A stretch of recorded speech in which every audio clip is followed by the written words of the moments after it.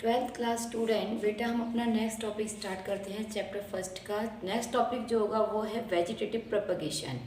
बच्चे, सबसे पहले आपको पता होना चाहिए कि वेजिटेटिव प्रोपगेशन होता क्या है। वेजिटेटिव मतलब कि प्लांट के जो मॉर्फोलॉजिकल पार्ट्स हमें दिखाई देते हैं, यानी कि प्लांट के वो पार्ट्स जिन्हें हम बाहर से ही देख सकते हैं, उन्हें हम बोलते हैं वेजिटेटिव पार्ट्स।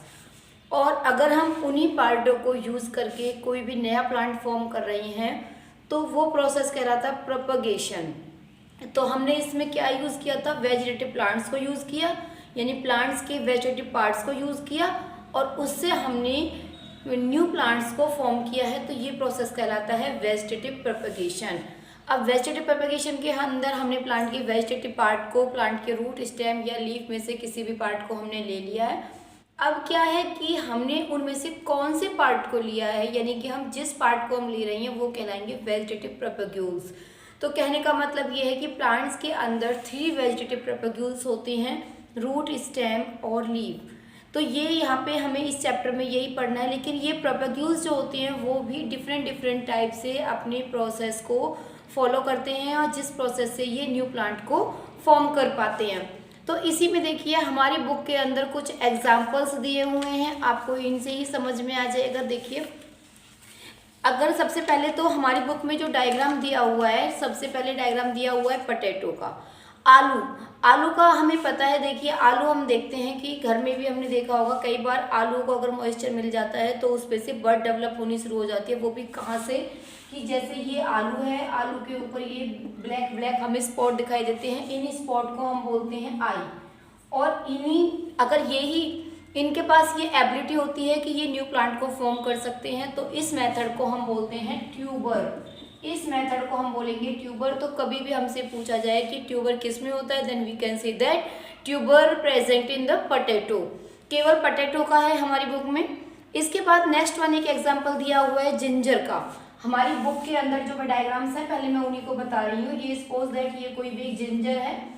इस जिंजर के ऊपर हमने यहाँ पे देखेंगे हम कुछ बर्ड्स भी होती हैं, लेकिन हमने यहाँ पे कुछ इस तरीके से जड़ों जैसी स्ट्रक्चर नजर आती है, जैसे रूट्स होती हैं, रूट जैसी स्ट्रक्चर नजर आती हैं, फाइबर लाइक स्ट्रक्चर होती हैं। इनको हम बोलते हैं राइजोम।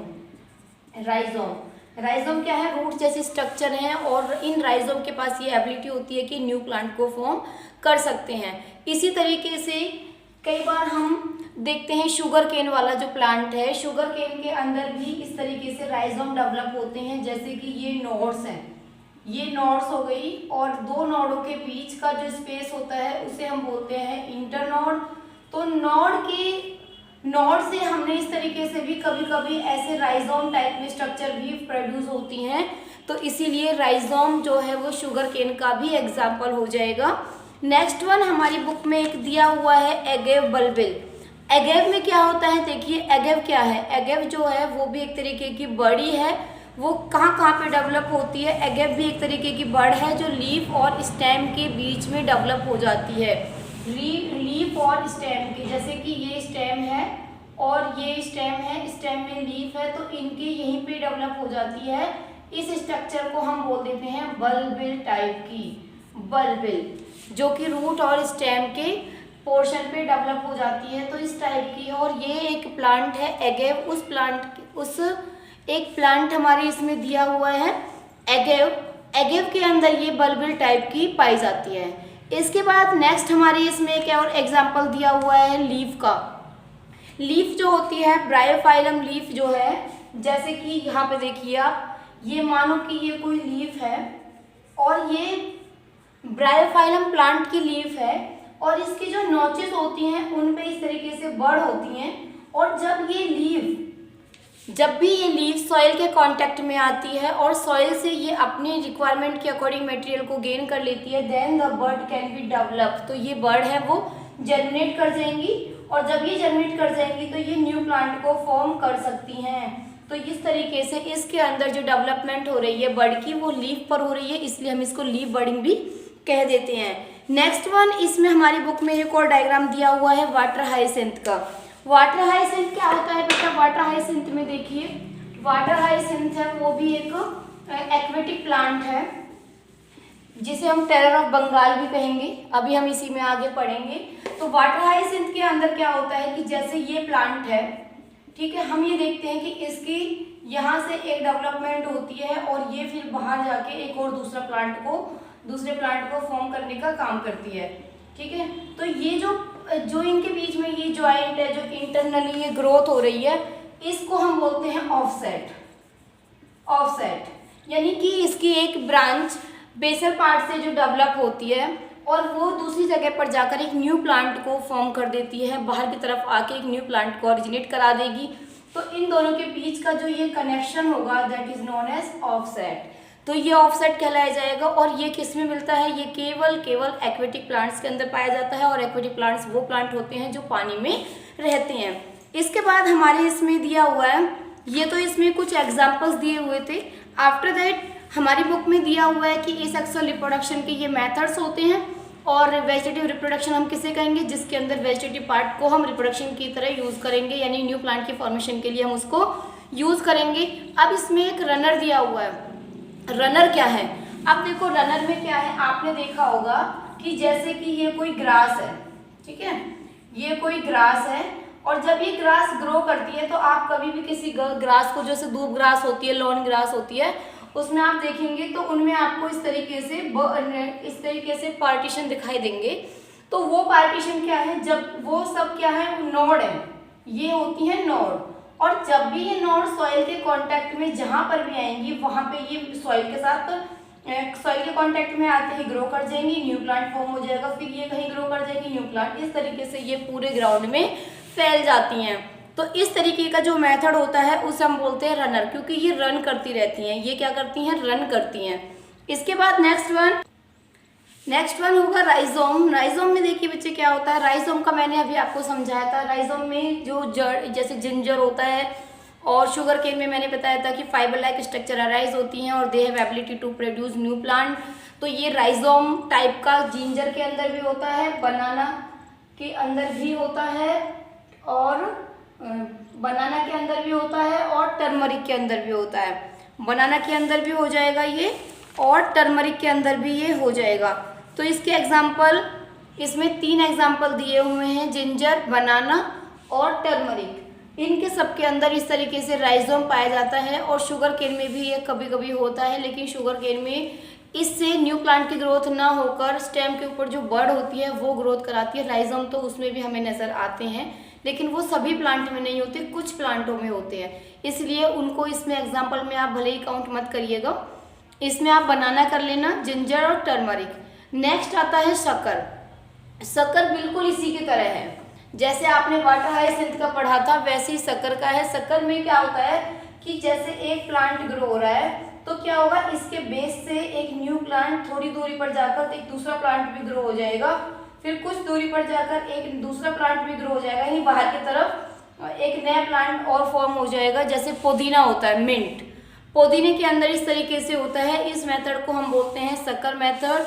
इसके अंदर प्लांट की डेवलपमेंट इसी तरीके से होती है, कहीं दूसरी जगह पर जाकर दूसरा पौधा हो गया, फिर थोड़ी दूरी पर जाकर ये बेसल पार्ट से एक न्यू प्लांट ओरिजिनेट होता है और वो रन करता हुआ थोड़ी दूरी पर जाकर दूसरे प्लांट को ये ग्रो करा देगा।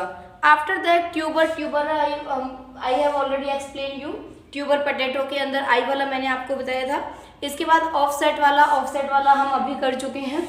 ये देखिए ट्यूबर वाला हो चुका, ऑफसेट हो चुका। बल्ब लाइक स्ट्रक्चर, आपने कभी भी देखा होगा कि इस तरीके से जैसे ऑनियन है या फिर गार्लिक, लहसुन, उनके अंदर इस तरीके से बल्ब लाइक स्ट्रक्चर फॉर्म होती है पहले। तो जिसके अंदर ये बल्ब लाइक स्ट्रक्चर फॉर्म होती है वो न्यू प्लांट को फॉर्म कर सकता है। तो ये जो बल्ब लाइक स्ट्रक्चर होती है इसको हम बोलते हैं बल्ब। और बल्बिल कहाँ थी? ये अंडरग्राउंड है, ये ध्यान रखिएगा बेटा कि ये अंडरग्राउंड है, जबकि वो जो थी वो लीफ के और स्टेम के बीच में एक बर्ड लाइक स्ट्रक्चर ओरिजिनेट हुई थी, जिसे हमने कहा था वो बल्बिल, उसको हमने बोला था बल्बिल। और ये बल्ब लाइक स्ट्रक्चर प्रेजेंट यानी डेवलप अंडरग्राउंड यानी कि अंडरग्राउंड द सॉइल। तो इसीलिए ये इसमें जो एग्जांपल हो जाएंगे वो ऑनियन और गार्लिक के हो जाएंगे।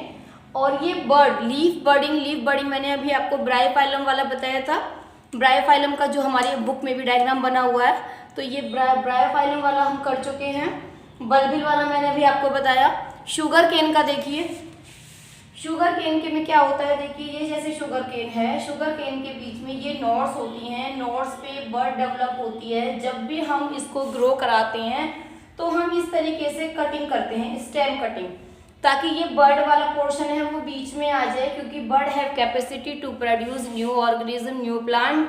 तो जब हम इसको इस तरीके से करेंगे तो ये न्यू प्लांट को फॉर्म कर सकता है, क्योंकि when this bird come in contact with the soil then it can gain moisture और some other substances that helpful for their growth, so bird can be develop and produce new plant. तो इसमें हम stem cutting वाला लेते हैं, क्योंकि इसमें stem को कट किया जाता है कहाँ से, इंटरनोडों से। ये जो होते हैं ये नोड होते हैं, ये भी नोड है, और दो नोडों के बीच का जो प्लेस होता है वो इंटरनोड होता है। तो इसमें जो नोड है वो वाली होगी।